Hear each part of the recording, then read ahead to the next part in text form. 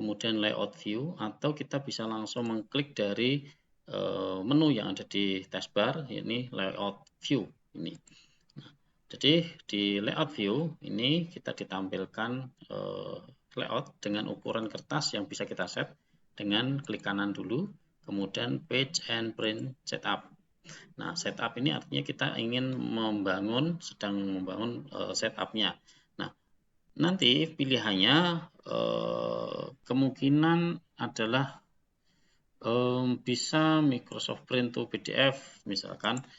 Ini tergantung setelan di masing-masing ini ya laptop mahasiswa. Jadi kalau misalkan ada Epson dan lain sebagainya itu ini ya bebas dipilih.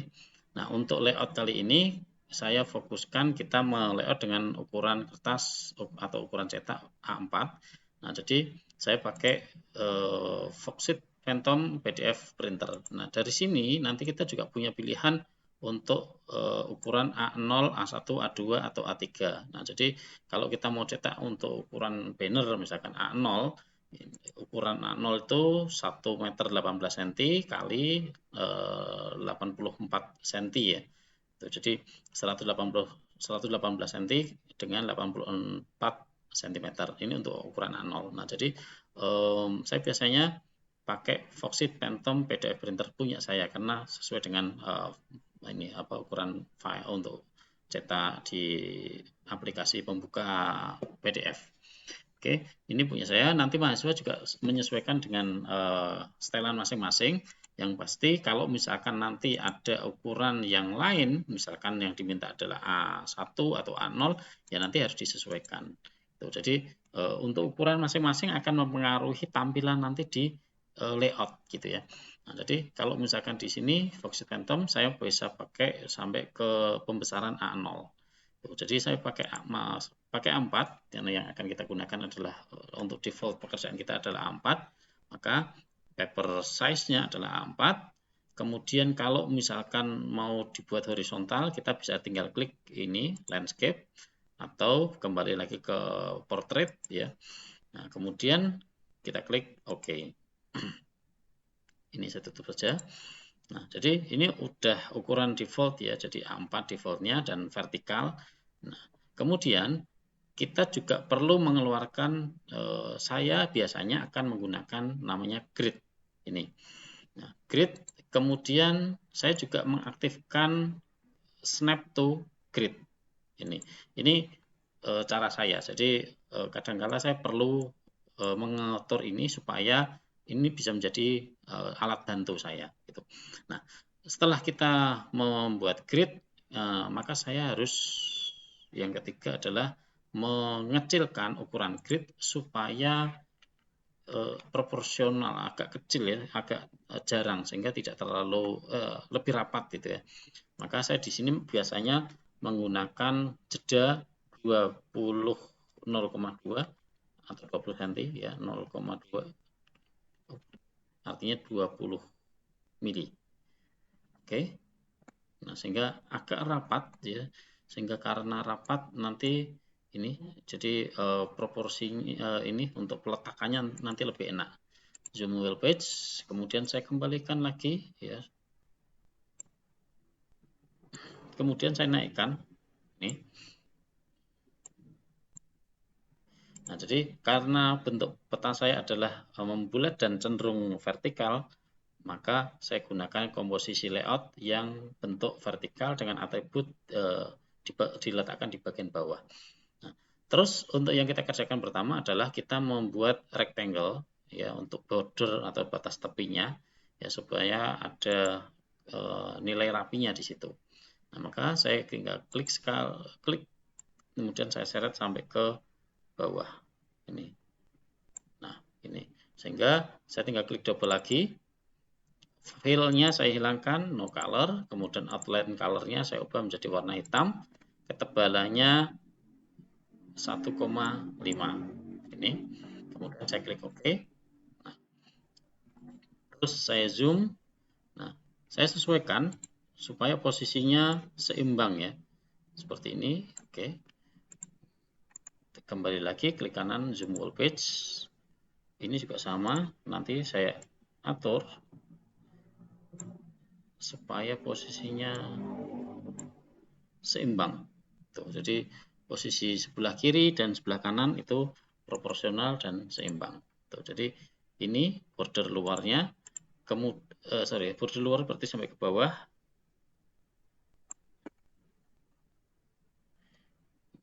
Ini dinaikkan satu, yes. Oke. Zoom wall page. Nah, ini bordernya. Kemudian petanya juga saya kecilkan karena nanti kita perlu ruang untuk meletakkan atributnya. Maka saya pribadi kadang-kala akan memisahkan antara peta dengan atributnya.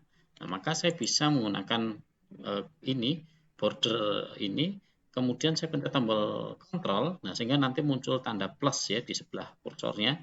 Nah, kemudian saya tambahkan garis seperti ini. Oke. Nah, garis pertama itu untuk peta, kemudian saya pencet lagi tombol kontrol, saya seret ke bawah. Ini, kemudian saya turunkan ke bawah untuk memisahkan antara peta dengan atributnya. Jadi ada jeda ya antara peta dengan atribut, itu ada pemisahnya. Nah, jadi ini ala saya. Oke, nah kalau sudah, maka yang akan kita kerjakan berikutnya, ya pastikan bahwa ini sudah fix, sudah fit, sudah sesuai. Nah, maka saya tinggal ulangi lagi proses ini supaya tampil zoom-nya ini proporsional. Saya zoom to layer.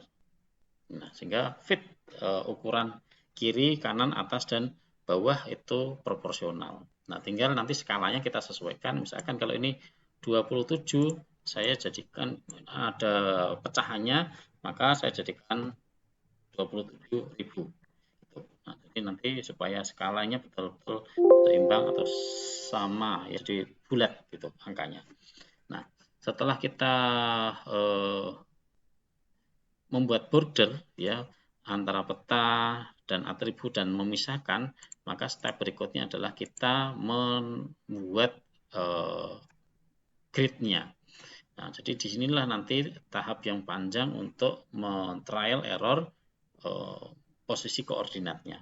Nah, grid, jangan salah klik bahwa yang diklik adalah yang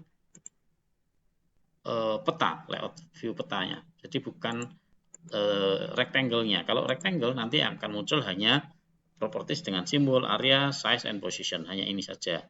Ya, hanya mengcustom ini bagian fill-nya, outline color, dan width-nya, ketebalannya. Nah, tapi kalau kita mau mengubah memberikan koordinat, maka yang diklik adalah yang petanya ini. Kita klik kanan, kemudian properties. Nah, kalau propertiesnya di peta, maka nanti di grid ini, di tab grid, itu akan ada menu seperti ini. Kemudian saya klik new grid.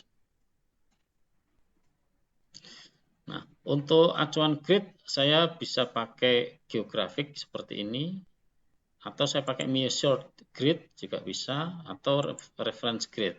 Tapi yang umum untuk grid geografis, maka saya pakai ini, critical. Bisa juga measured grid, ini juga bisa. Nah, tergantung kita keperluannya untuk apa. Nah, jadi boleh critical, boleh measured grid. Kalau measured grid, nanti yang tampil akan data, ini koordinat sistemnya kita tinggal pakai apa. Nah, jadi kita pakai misalkan WGS 84, misalkan pakai UTM misalkan, karena ini ada di lintang utara, maka saya pakai WGS 84 UTM 49N misalkan. Nah, atau pakai yang umum WGS 1984 saja misalkan. Ini, nah, ini nanti akan banyak gridnya. Nah, saya pakai tick mark ya, saya pakai mode tick mark. Ini juga bisa kita ubah ke mode yang lain ya, sesuai dengan keperluan kita maunya sistem koordinatnya nanti apa. Nah, jadi karena nanti kita pakai WGS 84 ya kita pakai ini. Intervalnya bisa kita atur ya. Kalau ini terlalu rapat, saya bisa ubah misalkan ini 5.000 atau 3.000. Ini juga sama, saya ubah menjadi 3.000 misalkan, bisa. Saya pakai tick mark supaya ruangnya tidak banyak tersita ya. Saya klik next, next, kemudian finish. Nah, kita coba apply. Nah, jadi di sini akan ada dua bias horizontal dan dua bias vertikal. Nah, artinya ini bisa kita tambahkan ya.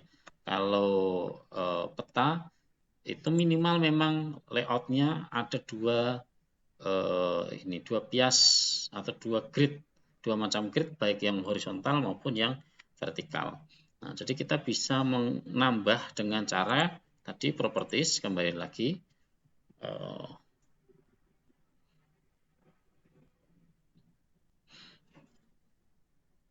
kemudian interval ini bisa kita tambahkan. Kalau tadi 3.000 saya tambahkan misalkan 2.000. Oke, apply. Nah, di sini nanti akan muncul 3 grid ya, yang vertikal maupun horizontal. Nah, jadi ini sudah ada 3 grid. Nah, jadi grid yang kita gunakan di sini adalah karena tadi pakai measured grid, maka yang muncul di sini adalah grid UTM, gitu ya. Jadi ada 12.166.000, sekian sekian sekian. Nah, ini kita bisa ubah nolnya di sini kita hilangkan ya, nol pecahannya ini kita hilangkan, kita klik kanan lagi properties, kemudian properties lagi, kita masuk ke tab label. Label ini label ya, label angka, labels, kemudian additional properties,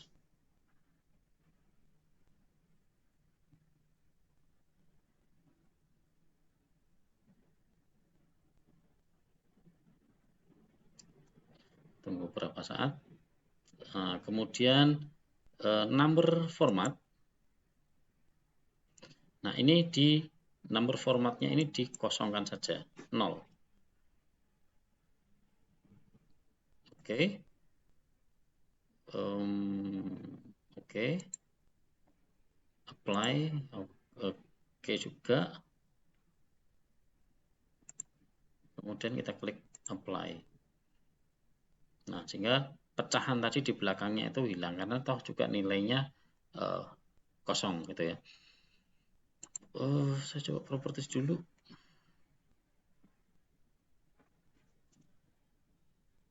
Nah, ini pun juga bisa kita modifikasi panjang ini, panjang piasnya ini. Ini juga bisa kita kurangi dengan line axis ya. Axis, kemudian display text ini outside karena ini ada di luar dari petanya. Kemudian text size-nya ini bisa kita kurangi misalkan 3 supaya nanti agak sedikit pendek ya. Kemudian oke. Nah, oke, apply. Nah, sehingga bisa sedikit lebih pendek itu sehingga nggak terlalu kuat, nggak terlalu kelihatan.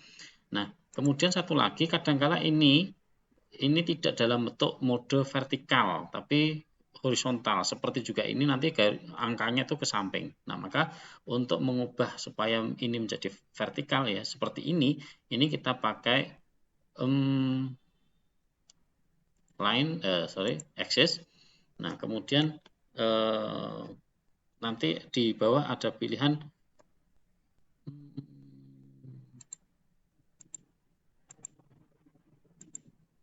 label.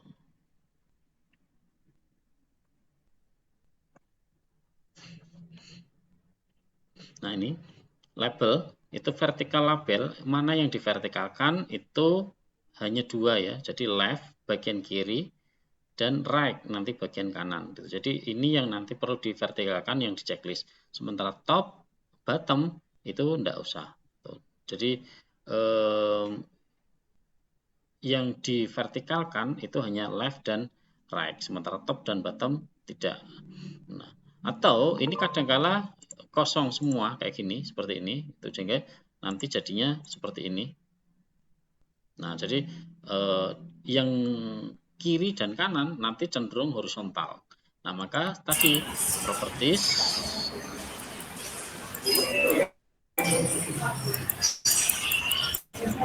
jadi ini yang perlu kita buat vertikalnya adalah bagian kiri dan kanan, maka yang kita checklist adalah vertical labelnya adalah left dan right. Kemudian kita klik OK dan apply. Nah, ini sehingga nanti yang kiri dan kanan nanti dia akan vertikal, sementara yang ini yang ada di atas dan bawah itu horizontal itu. Nah, ini tahapnya untuk melakukan proses pemberian atribut di labeling ya, labeling atau memberikan grid di peta. Nah, kemudian ini mungkin sudah terlihat rapi ya, sudah agak rapi posisinya, posisi bias kiri dan kanan.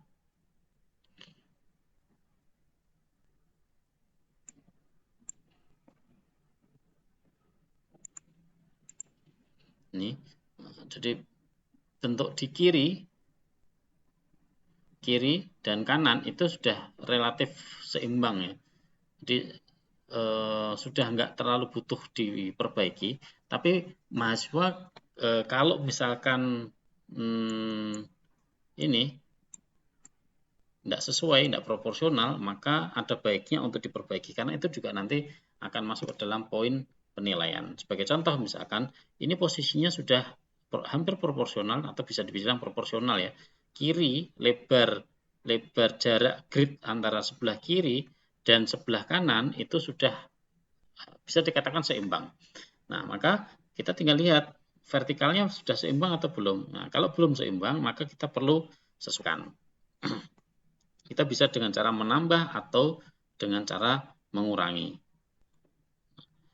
Ngeceknya dari mana? Cara cepatnya adalah kita bisa menggunakan drawing. Ya, di sini ada line. Nah, kita pakai line untuk membuat garis dari sini sampai ke sini, sampai ke sini. Dari sini sampai ke sini, klik. Oke. Nah, seimbang nggak dengan yang bagian bawah? Nah, kalau nggak seimbang, maka kita nanti perlu lakukan penyesuaian. Ini.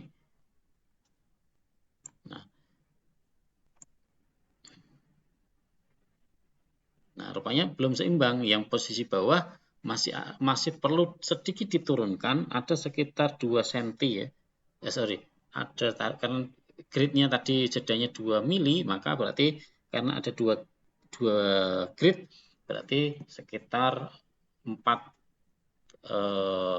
mili yang harus kita turunkan supaya posisinya seimbang, proporsinya pas. Nah, maka kita turunkan dengan cara kembali lagi seperti tadi. Ini klik kanan, kemudian properties. Nah, di properties itu kita masuk lagi ke properties.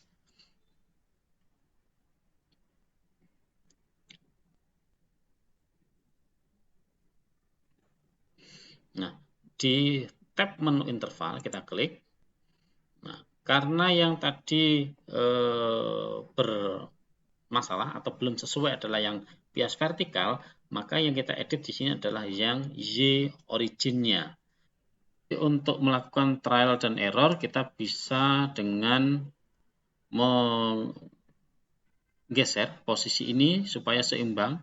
Nah, maka saya turunkan di sini ada 2 grid. Nah, untuk menurunkan 2 grid, kita bisa menggunakan penggaris ini ya, ruler.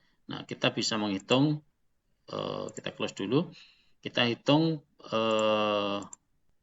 berapa panjang dari posisi ini,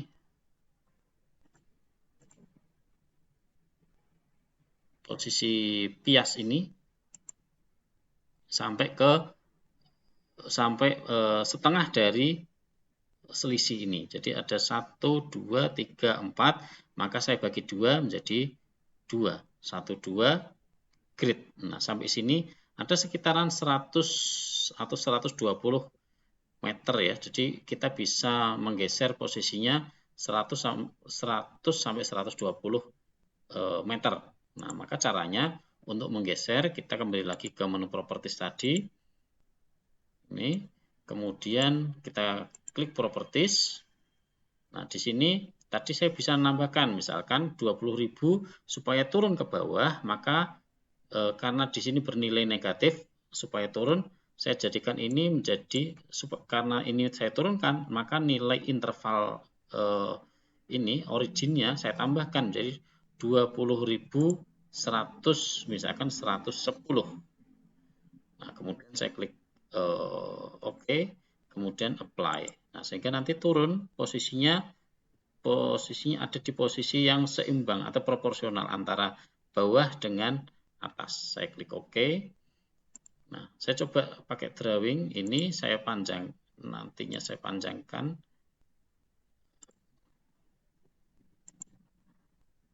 Ini drawing.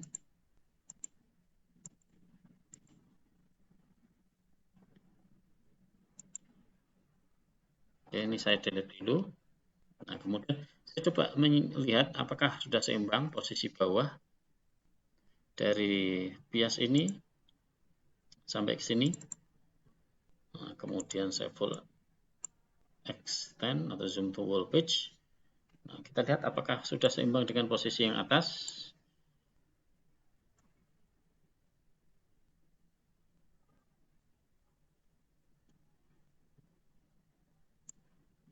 Nah, ini sudah seimbang ya antara atas dan bawah. Ya, jadi ini tadi yang atas ikut turun juga, kemudian yang bawah juga ikut turun. Nah, sehingga kedua-duanya ada di dalam posisi yang seimbang. Ini kita bisa menggunakan bantuan drawing. Ya. Nah, cara ini untuk masing-masing lokasi itu juga berbeda-beda. Jadi untuk membuat agar proporsi atas dan bawah itu seimbang, memang kita perlu untuk berlatih ya. Nah, ini untuk kaidah komposisi layout menggunakan sistem menggunakan sistem koordinat WGS 84, sistem koordinatnya menggunakan UTM gitu ya. Nah, jadi proporsinya seimbang baik bias kiri, kanan, atas ataupun bawah.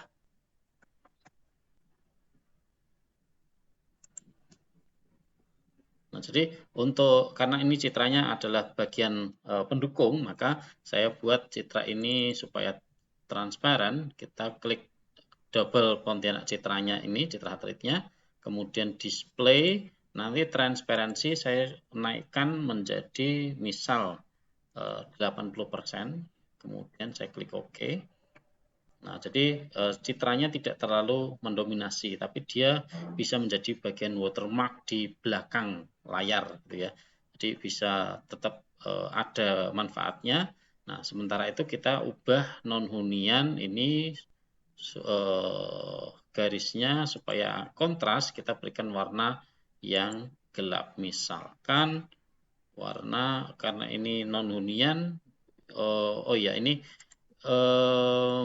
fokusnya adalah kalau di sini adalah hunian, ada non hunian, maka kalau non hunian maka harus menyesuaikan dengan masing-masing penggunaan lahan. Nah, maka caranya adalah kita klik double non hunian ini, kemudian di situ ada namanya kategoris. Nah, kita klik kategoris. Nah, kemudian value field-nya saya ubah sesuai dengan tadi penggunaan lahannya, maka saya yang saya pilih adalah PL atau penggunaan lahan. Nah, kemudian add all values. Nah, nanti akan ada di situ muncul belukar, belum teridentifikasi karena belum teridentifikasi ya, perkebunan, sama sungai. Nah, Ini kalau penggunaan lahannya. Nah, ini yang kita masukkan.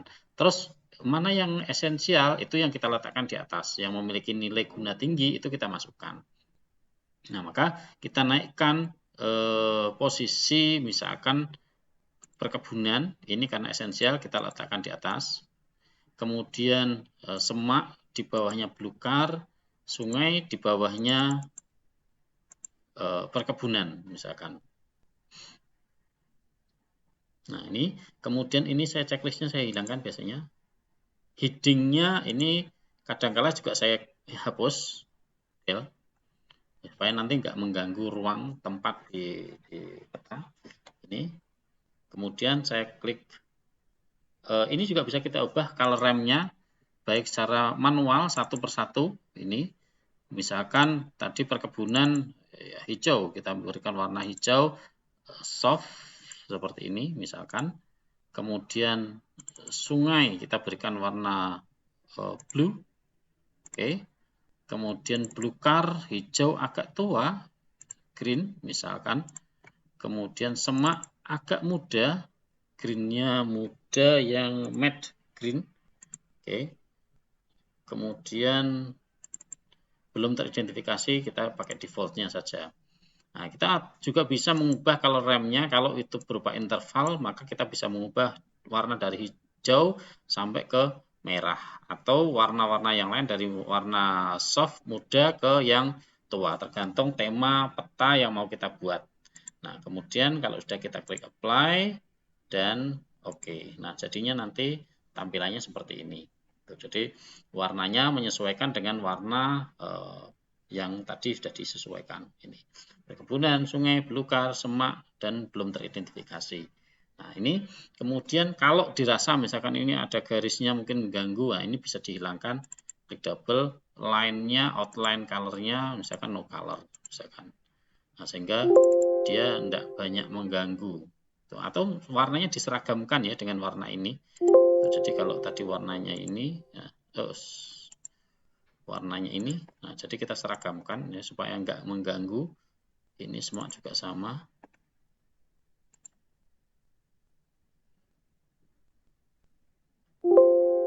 Like, oke. Nah jadi supaya nggak mengganggu yang ini outline-nya juga disesuaikan. Nah jadi seperti ini untuk pemberian atributnya.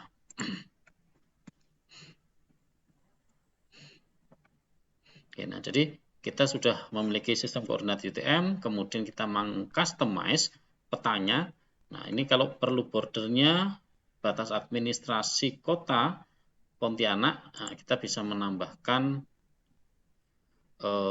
atributnya. Hunian, ini juga bisa kita tambahkan. Oh sorry, ini hunian Batu Layang. Nah, ini sebaran huniannya. Nah, oke, sampai tahap ini kita simpan. Nah, jadi kita sudah punya peta dengan atribut dan mengcustom isi di dalam petanya.